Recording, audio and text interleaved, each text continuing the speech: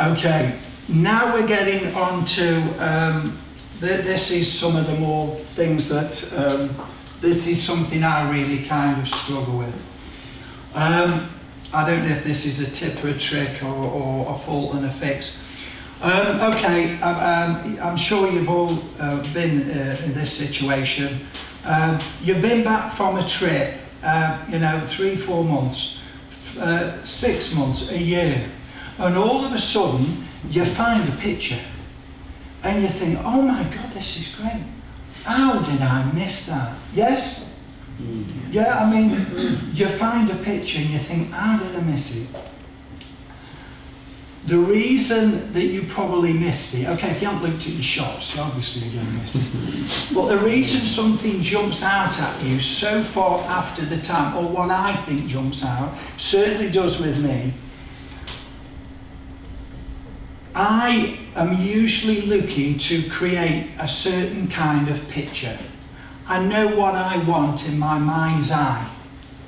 And when I don't get it, I haven't got it, it's not what I wanted. So I don't necessarily delete it. I'm sure I have in the past, but I don't see it for what it is. I've got this thing in my mind's eye, I want this here, I want that there, I want them looking at each other, I want this on the move, and I want, and I don't get it. So everything hasn't worked. In about 3 months' time, you forget what you wanted, and you see a shot for what it is. And it happens so much, and I think this is why you look through your stuff and you find something 6 months after, where did I get this from? And because it wasn't what you were after. It wasn't what you went to do, or it wasn't what you, oh, I haven't got it. But technically, it's in focus, it's sharp, but it wasn't what you want. I get this all the time. When we go into, this is an example where when we see something, it makes us want to take a picture. This doesn't. Let's say a jellyfish. Let's take a jellyfish. We see a jellyfish just floating in the sunlight and we think, wow, that looks great. What made us first look at that and want to shoot it was the way the sunlight made it look. What do? We light it with a flash gun. We look at it, we get it back and we think, oh, this isn't how it looked. No, it's not. It was just the sunlight. Then this is what happens when you go into caves, when you go into wrecks. You swim into a wreck, all this beautiful light coming through, you've got your flash gun on, you take a picture, and at times, certainly with beginners, there's this feeling that you have to use a flash more often than not. I don't think you do. And it wasn't how it looked to your eyes, so you're not moved by it. Take it how it looked in the first place. Be aware how you saw it. Wrecks are a good example. Wrecks are a good example. This is the Marcus Crescula Cave. Middle of the day, you get these lovely light beams and they shine through and they illuminate the tiles. You've all seen these pictures, because you've all swum through this wreck, I'm sure. But on a photo course, I'll see so many that have been illuminated with flash. How did it look down there? What was it like? Oh, it looked absolutely gorgeous. Light was coming through. You see, we don't realise that. We don't realise the flash gun's on. We are seeing it, but the flash is just painting in and just ruining the colour. So think about how you first saw it. And all these, all natural light. But for as many people who go in there and think this looks lovely, I'm going to start with my flash guns off, there'll be as many people again that say, right, okay, I need my flash here and my flash there. It may help people, but probably more often than not it doesn't.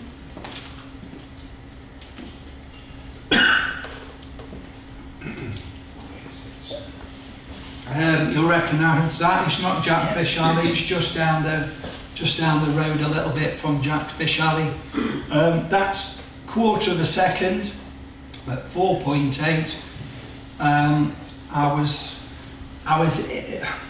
iffing and ahhing about how much to put the backscatter up, how much to put the ISO up. I think I put the ISO up to about 400, and then I did some tests to see how slow I could hold the camera and get it in focus when you brace yourself. Remember, we got less gravity underwater, so we can hand hold a camera housing a lot slower than we can on land. On land, is the guideline that if you use a 60mm lens, use a shutter speed as fast as, or if not, one speed up, 1/25 of a second.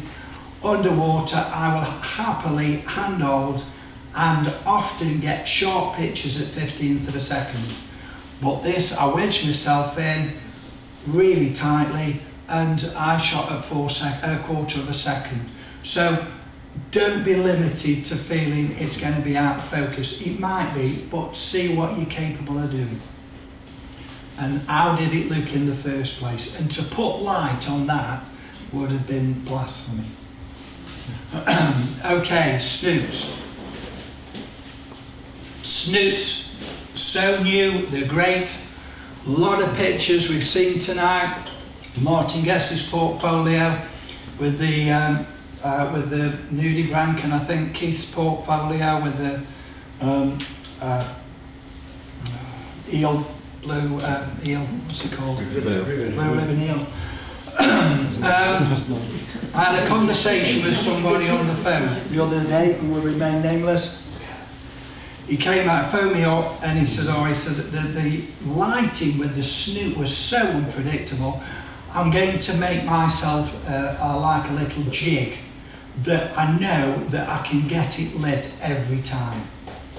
And I emailed him back, I said, give me a ring, and he phoned me up, we had a chat, and my view, again, just my opinion, it's this unpredictability and this experimentation that is finding new techniques, things that people say, oh, that'll never work, this'll never hit that.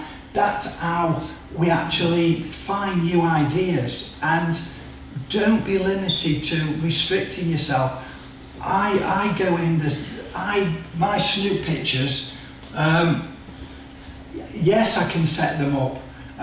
How long will it last when I'm underwater to get the light accurate? Probably about 3 shots, because as soon as I move away, the water column, it's the snoot moves it. But I like the unpredictability. And if I think something won't work, I shoot it. I think, let's have a go at that. This is never going to work. And that was just standing apart from something. I don't know where my 2 snoots. This is the fibre snoot, by the way, by Ken Sullivan, who's done the fibre snoot in this country. Not the one snoot that's a little bit, I find very difficult to use. This is the 2 coils of snoots. Just play with it. This is so new. Any of you can invent new lighting angles and find pictures that you would just never think of taking. But if you're going to set them up to do a certain thing every time, it's just going to be predictable and boring, so play with them. And a year ago this month, we went off to Bali. We all had snoots. There was Gareth, there was Keith, Martin, myself, and a crowd of us. And we just learned so much. And what we learned was the light is so unpredictable, and that's the beauty of it. All this stuff I shot, I pulled them off a certain dive that I had keyworded with random. And I put random in because I went to shoot anything that was so tightly hidden and just inaccessible, and I shot it. And this is what came out of one dive. What I did with these, I got a bit more serious with these because this white anemone was balling up, but that angle is a total downward angle. And the sandy bottom very white sandy bottom was immediately behind this last clownfish. So you can't tell that shooting down because the eye contact puts you on eye level with it, but it is taken shooting down. And I just got my two snoots together, I just squeezed them together, wobbled them about, and I took a picture and I got one, and I missed the background. I missed the sand, and I just left them where they were and just kept shooting. And to be honest, I was only in 6 meters, but I kept shooting until I ran out of air. Oh no, and that was it. So do not, don't plan things. Go in and have, do some random stuff as well. Circular fisheye play. I had a new lens last year. Started playing about with this, but hot off the press. I have just gone out and got myself a 40mm macro lens. They're only 250 quid. I thought I won't say this tonight because I want to get some shots, but 250 quid from Warehouse Express. The 40mm macro lens will give us back the 60mm view we had in film days. Now for those film people, that 60mm was very handy for bigger fish, a couple of butterfly fish, where the 60mm now is a little bit tight.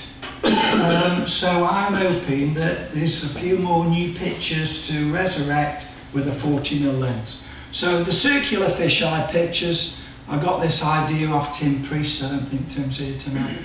But I got pretty kind of, not bored with it, but I wanted to do something different. So I played about, I'd love to say I did that, but I didn't. A mate did it for me and put it in there. But try this with any lens you've got, try it. I don't know what lenses I'll work with.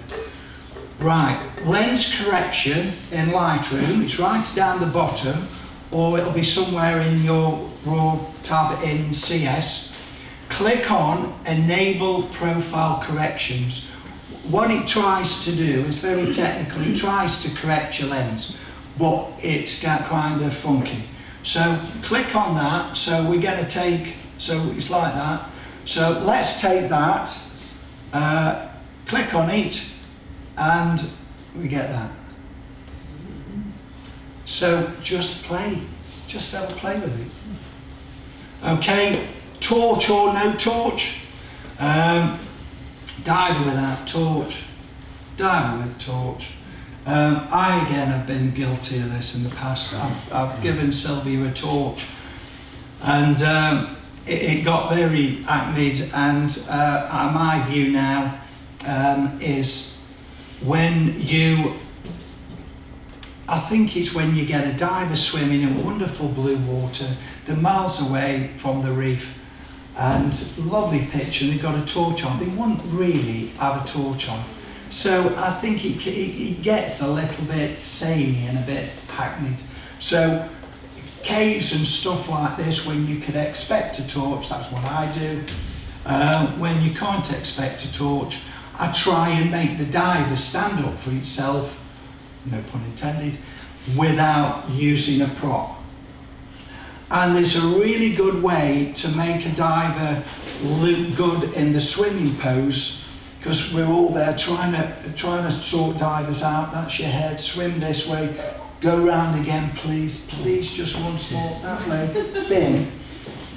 Get your model to swim on the side as though they're facing the camera, and it gives the legs a different view.